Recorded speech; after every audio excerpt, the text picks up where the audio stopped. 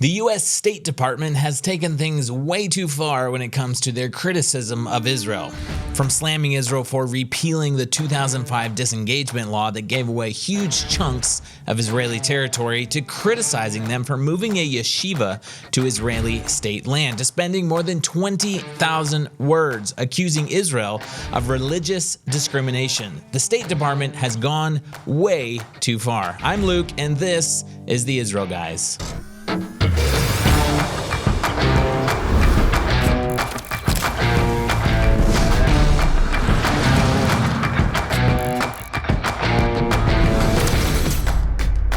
Welcome to the Israel Guys, where we believe that in a world of anti-Israel propaganda and Jew hatred, you should have a direct connection to the land and people of Israel. Guys, we're going to get into the news from Israel today, especially how the United States State Department has just gone way too far on multiple levels. We're talking about 3 different stories in the last week. But first, if you guys have been wondering where we've been, well, we published a couple of videos on the channel. We sent an email out yesterday, but a lot of our team has been traveling in the U.S. Hopefully you got a chance to maybe see some of the team at the NRB, including our live podcast studio in partnership with Jerusalem Post and Israel 365. But maybe you saw some of our social media or the couple of videos that we managed to get out on the channel. But sorry that our regular shows have not been forthcoming in the last week, but have no fear.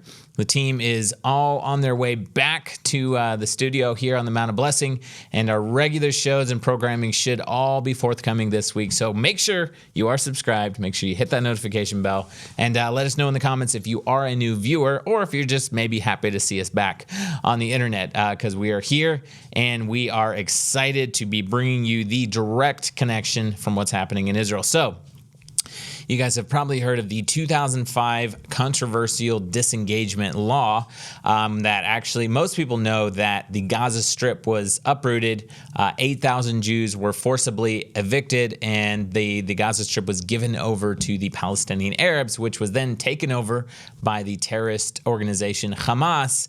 And since then, it's been a terrorist hotbed, constantly attacking and shooting tens of thousands of rockets at Israel, but also has made life completely miserable for the Palestinian Arabs who are living there. So what a lot of people don't know is that that same law also called for 4 Jewish communities in northern Samaria to be uprooted and evicted along with the Gaza Strip. So Gaza Strip, way down south on the southern western border of Israel, evicted, given to the Palestinians. 4 Jewish communities in northern Samaria, close to where we are right now, close to the Mount of Blessing, were also evicted and destroyed. The area was not necessarily given to the Palestinians. It was just destroyed, and the Jewish communities, Jewish people that live there, were evicted.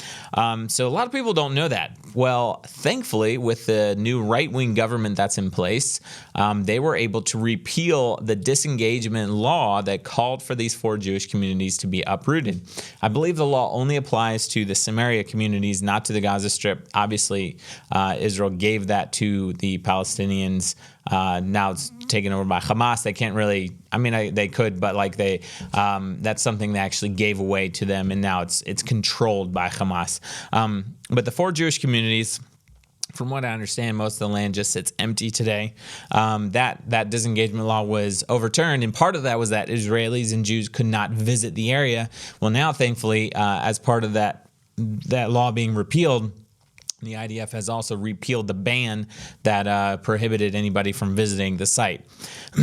So, Yossi Dagan, the head of the Samaria Regional Council, believe it or not, he was actually one of the people and families that were evicted from Chomesh, which was one of the 4 Jewish communities. You might have heard of Chomesh before because there's a yeshiva that's been in the news constantly, international news actually, and a topic in the U.S. State Department and the U.S. Biden administration. But Chomesh was a Jewish community, and there's been a yeshiva that's been off and on there because of so much backlash and protests from just having a place for people to pray and study there. But Yossi Dagan, the head of the regional council, was also evicted from that area. So this week, They actually took the Chomesh yeshiva, and the law was repealed. The ban was lifted on people visiting. And since there's a dispute about the land that the yeshiva sits on, it's not not necessarily private Palestinian land or private land. It's just disputed. And many times disputed just means that somebody brought forward a claim. It doesn't mean that they proved it or brought any proof.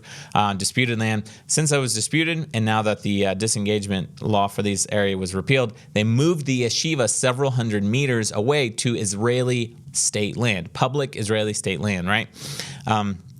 After it was moved, Yossi Dagan, he put a mezuzah on the new door of the yeshiva, and he said, quote, "This is a historic moment, steps toward rectifying the terrible injustice of the expulsion in Samaria. Since the expulsion, we've been working day and night to rectify the injustice, which is not only personal against the expellees, but against the entire people of Israel." So this is really good news, right? That more than 8,000 Jews were expelled in 2005, almost 20 years ago, and now the Israeli government is taking steps to make sure that this doesn't happen again, but also taking steps to hopefully one day reestablish Jewish communities in northern Samaria. But for right now, actually allowing the Chomesh Yeshiva to be there. Now it's on Israeli public state land. It can be operated there. People can visit. People can go. Shlomo Ne'eman is the chairman of the Yeshiva Council, which is the council for all of Judea and Samaria, and he's also the chairman of the Gush Etzion Regional Council. He said, quote, "After almost 18 years since the terrible expulsion from Gush Katif and northern Samaria, Gush Katif was the Gaza area, this morning, the students of the yeshiva finally got to recite the blessing of the return.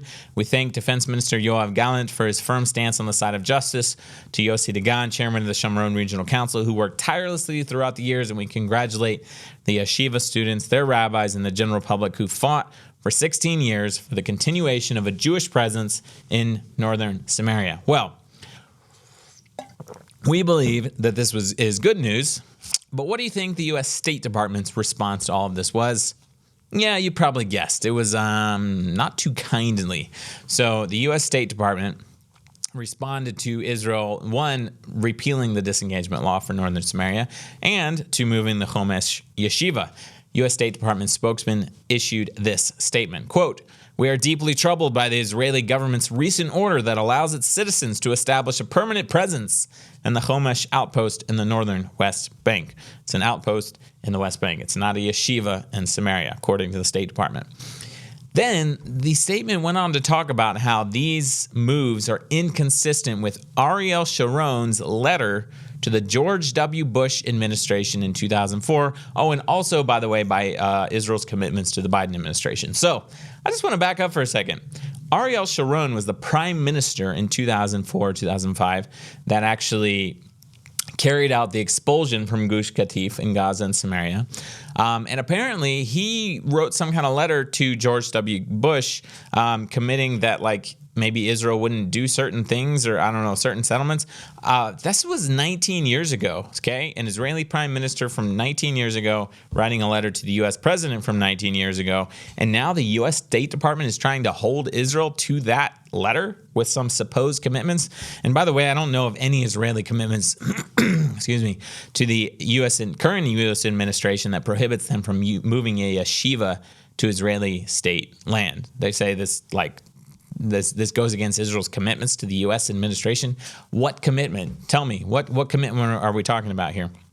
And again, the U.S. has no right to hold Israel to a letter that was written by a prime minister that was in power 20 years ago to a U.S. president that was in power 20 years ago. The statement from the State Department went on to say, quote, "The expansion of settlements undermines the geographic viability of a two-state solution, exacerbates tensions, and further harms trust between the parties. This is consistent with the views of previous administrations, both Democratic and Republican. We regularly engage with Israeli officials on this issue and will continue to do so." So there's only one part about that statement that I actually agree with, and that is the expansions of settlements undermines the geographic viability of a two-state solution. I agree. It doesn't just undermine it. And by the way, what's happening in Judea and Samaria doesn't just undermine the viability of two-state solution. The two-state solution is dead. It's not even dying. It is dead, and it's been dead for a long time. Two-state solution is not a good solution for Israel, and it's not a good solution for the Palestinian Arabs who live here, because their life would become a living hell if a Palestinian state was established here, and Israel's very survivability would be threatened by the establishment of a terrorist state in the biblical heartland. Every child has a dream to become something extraordinary, to uncover their God-given talents and bless the world. But for Ukrainian orphans now living in the land of Israel, these dreams are in jeopardy. They need our help to build a brighter future. Imagine a child without parents, without the love, care, and support they deserve. It's our duty as believers to heed the Bible's call to care for the orphaned, mentioned more than 20 times in Scripture, and to shun neglect and oppression. Today, you have the power to make their future brighter. By adopting Ukrainian orphans in Israel, you provide them with the essentials they desperately need: food, clothing, shelter, and most importantly, love. Your support will guarantee their transformation. But this just isn't just about fulfilling a moral obligation. It's about fulfilling God's commands. By caring for these orphans, you are obeying His call to care for the orphaned, refugees, and the poor. It's an act of righteousness that carries immense blessing. And there's more: the prophetic significance of your help. By assisting these orphans in settling in the land of Israel, you contribute to the fulfillment of biblical prophecies, the ingathering of the exiles. It's a remarkable opportunity to be part of God's divine plan. By adopting an orphan in Israel, you will provide them with the physical and emotional stability they need to build healthy lives here in the land of Israel. You will honor God's commands and fulfill the prophecies of bringing the exiled back to their homeland. It's a chance to make an eternal impact. Click the link in the description below to donate now and become a beacon of hope for these vulnerable orphans. But anyways, while we're on the topic of the U.S. State Department, they released their annual World Report on World Religious Freedom last week. This is the 2022 report, according to the U.S. State Department's website. They say the Department of State submits an annual report to Congress on international religious freedom in compliance with Section 102B of the International Religious Freedom Act of 1998. This report is also known as the International Religious Freedom Report, describes the status of religious freedom, government policies violating religious belief and practices of groups, religious denominations and individuals, U.S. policies promoting religious freedom in nearly every country and territory throughout the world. And they cover in a calendar year, right? So this particular report just was released on the U.S., I believe it's the U.S. State Department's website. Yep. We'll have a link down below if you want to read the report for yourself. I read some of it. It's pretty long. I read the parts that had pertained to Israel, right? But so the report covers a whole year, right? It was just released. This is the year of 2022. They talk about countries all over the world. They did talk about Iran, but guess what? They spent 3,000 more words discussing Israel than they did Iran. And no, I'm not talking about discussing Gaza, discussing the West Bank, Palestinian Authority, just Israel, okay? And I want to bring out a couple of points here. The report discussed things like alleged brutality by the Israeli police at the funeral of journalist Shireen Abu Akleh from the Al Jazeera network, and quote, human rights and, So talking about the funeral of journalist Shireen Abu Akleh, because there was a riot at her funeral, extremist terrorists tried to steal her body at the funeral, and there was a big fight, right, between her family members and friends that just wanted to have a peaceful funeral memorial for her, and actually extremists that came in and tried to kidnap the body. The Israeli police came in, and it turned into a full-on riot. The Israeli police came in, broke up the riot, right, and tried to actually give her body back to her family. And what did the news say? The news say that the police came to the funeral, started beating people, beating mourners, and like her body, her coffin got dropped and everything. There's like crazy footage online. But the report talked about alleged brutality of the Israeli police at her funeral, did not say anything about how her body was kidnapped by Arab extremists, or how the Israeli police were simply there to deal with the violence, not harming the funeral in any way. The report also talked about human rights and civil society organizations. It warned against escalating far-right Jewish extremism on the Temple Mount. Far-right Jewish extremism meaning any Jews that ascend the Temple Mount walk around the perimeter, because that's the only place where they're allowed to walk, with an Israeli police escort. And maybe at the most, the Israeli police actually allow them to pray quietly, maybe, or maybe to bow a little bit in reverence and honor of the most holy site in all of Judaism. Not even the most holy site for Islam, by the way. Possibly the third holiest site for Islam. But religious Jews visiting the holiest site for their faith, walking around every single day, having the audacity to ascend the Temple Mount, according to the U.S. State Department's report on religious freedom, that classifies as far-right Jewish extremism on the Temple Mount. And it also talked about the Israeli police requiring the ID of Muslims before entering the Temple Mount complex. They didn't happen to mention that the police actually also require ID from all non-Muslim. Well, let me take that back. So the Israeli police, I've personally seen this. They don't always require ID from Muslims, but there's a bunch of gates, entrances to the Temple Mount, right? Only one gate where non-Muslims are allowed to enter. And what do they go through? They have to wait in very, very, very long lines to enter at very, very specific times.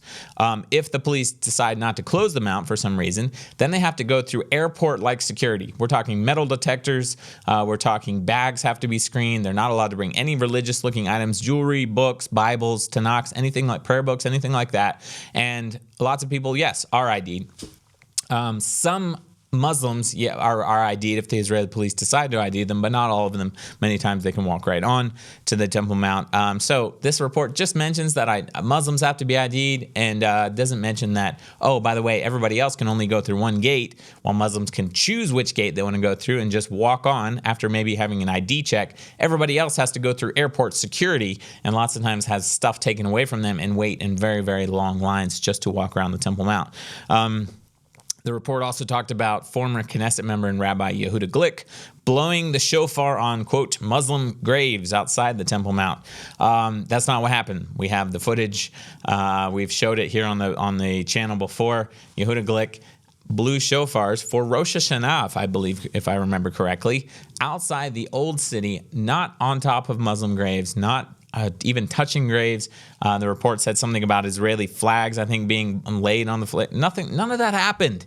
He was blowing shofars, which is traditionally done on Rosh Hashanah, the Jewish New Year, outside the old city walls of Jerusalem, as close as he could to the holiest site in Judaism. And the report also talked about Israeli police using crowd control measures to stop rioters and Arabs who became violent on the Temple Mount. Yes, that's because they became violent, and they actually shoot fireworks, throw rocks, damage the holy site. You've seen footage. It's absolutely crazy. So then what has to happen? The Israeli police have to go in and restore calm. So while the report did mention some attacks by Arabs against Jews, it didn't mention anything about things like religious rights violations in the Gaza Strip or in the Palestinian Authority, which happens every single day. That's why the Christian population in Palestinian Authority-controlled areas, including Bethlehem, has gone from something like 90% to less than 10%, because Christians are so persecuted here that most of them have fled and sought asylum in other countries. It doesn't mention anything about persecution of Christians in Gaza or the PA areas, or human rights violations in Gaza or the PA, or maybe the hatred and propaganda found in UN school curriculum throughout the Palestinian Authority and the Gaza Strip. Nothing about that. Nothing about actual religious freedom violations or religious rights violations or human rights violations. Just things like, Jews daring to ascend the holiest site for their faith and walk around the perimeter. Things like that, So from criticizing Israel's every move, especially any kind of real estate, we're talking about the Chumash yeshiva that happens in the West Bank, to spending far too much time focusing on supposed religious freedom violations, the U.S. State Department should get their priorities straight. Instead of zeroing in on their most strategic and important ally in the Middle East and criticizing them for things that are not even true, they should focus on actual human rights violations and religious freedom violations happening in Gaza, the Palestinian Authority-controlled areas, and maybe places like Iran and other countries where there's actually religious freedom being violated on a daily basis. Guys, remember to click the link down in the description below to find out how you can sponsor an orphan in Ukraine who is now in Israel, who's escaped the war going on there. Make sure you subscribe, hit that notification bell, and leave us a comment down below about what you think about today's program. As always, tune out the fake news and tune into what is actually happening here in the land of Israel. We're here every Monday through Friday with your direct connection to the land and people of Israel.